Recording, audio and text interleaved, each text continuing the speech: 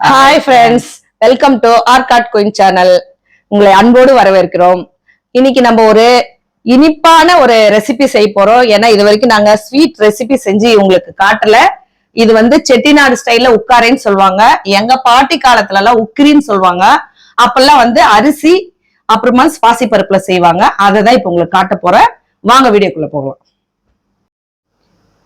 உக்கிரிக்கு தேவையான பொருட்களை எடுத்து வச்சிருக்கோம்.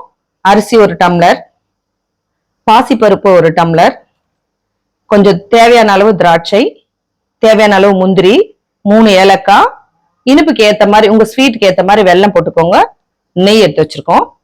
வாங்க பார்க்கலாம். இப்ப நம்ம ஸ்டவ் பத்த வச்சுக்கிறோம், வச்சிடறோம். இப்ப நம்ம அரிசிய வறுத்துக்க போறோம். அரிசி நல்லா கோல்டன் கலர்ல வர வரைக்கும் அந்த சின்ன சின்னதா பொரி சைஸ்ல வரும், பொரி மாதிரியே இருக்கும். அந்த மாதிரி வறுத்துக்கணும், சிம்ல வச்சு வறுத்துக்கணும். அரிசி வறுத்ததை நம்ம ஒரு தட்டுல இந்த மாதிரி பரவலா போட்டு ஆற வச்சுக்கலாம். அடுத்து பாசி பருப்பு போட்டுக்கலாம். மீடியம் சைஸ்ல வச்சு ஒரு நல்ல பருப்பு மணமான ஒரு வாசனை வரும். அந்த வாசனை வர வரைக்கும் கோல்டன் கலர்ல இதையும் வறுத்துக்கலாம். பாசி பருப்பை கோல்டன் கலர்ல இது மாதிரி பொன்ன நிறமா ஆகுற வரைக்கும் ஸ்லோல வச்சு வறுத்துக்குங்க. இப்ப நம்ம மிக்சியில போட்டு இது ஒண்ணும் பாதியமா ரவை பதகத்துக்கு அரைச்சுக்கிட்டோம். அதுலயே 2 ஏலக்காவை போட்டுடுறோம். இப்போ வறுத்து பாசி பருப்பை குக்கர்ல போட்டுட்டோம். இப்போ நம்ம அரிசிய பொடி பண்ணிட்டோம். அதை வந்து இதா கூட குக்கர்ல சேர்த்துடுறோம். சேர்த்துட்டு நம்ம ரெண்டுத்தையும் இந்த டம்ளர்ல தான் அளந்தோம். இந்த டம்ளர்ல 6 டம்ளர் தண்ணி அளந்து வச்சிருக்கேன். அதை வந்து அதா கூட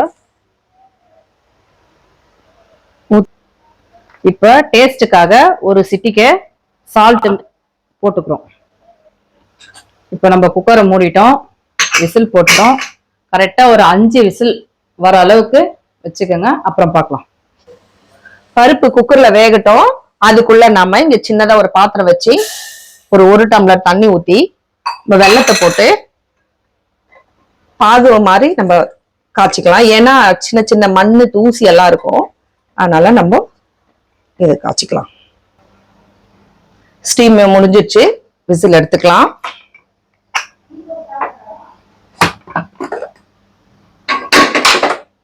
நல்லா வெந்துருச்சு. அடுத்த ஸ்டெப் பார்த்துக்கலாம். நம்ம இந்த பருப்புலயே இந்த வெல்லத்தை ஃபில்டர் பண்ணிக்கலாம்.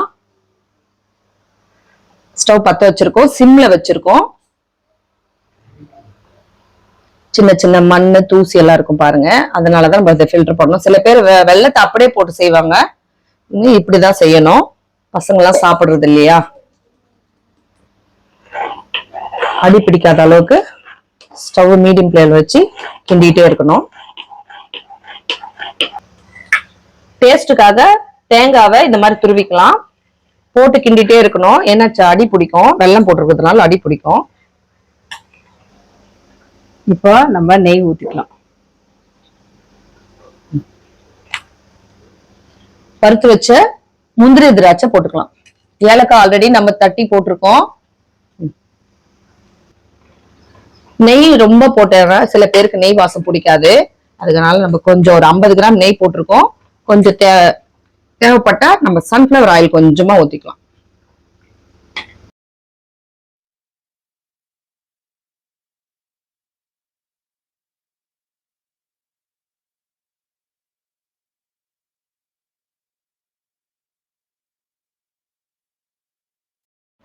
ஹாய் ஃப்ரெண்ட்ஸ், வாங்க உக்காரை ரெடி.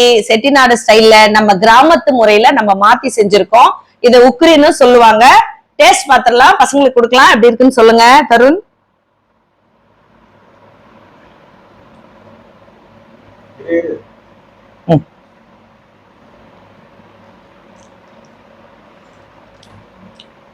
ஒண்ணுமே பண்ணல, வாய்க்குள்ள போகுது. ஓகே, எப்படி இருக்குன்னு சொல்லுங்க. செம்மையா இருக்கு, செம்மையா இருக்கு. ஹெல்த்தியான ஃபுட் இது, வேற லெவல்ல இருக்கு. நீங்க எல்லாம் செஞ்சு சாப்பிட்டு பார்த்துட்டு எங்களுக்கு கமெண்ட்ல சொல்லுங்க. வேற லெவல் இருக்கு, வேற லெவல். என்ன லெவல்? வேற லெவல் சொல்லுங்க. அதுக்கு என்ன பண்ணணும் நம்ம?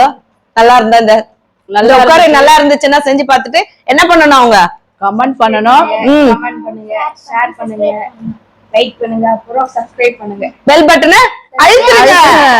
ஓகே பாய், மீண்டும் ஒரு வீடியோல சந்திப்போம். பாய்.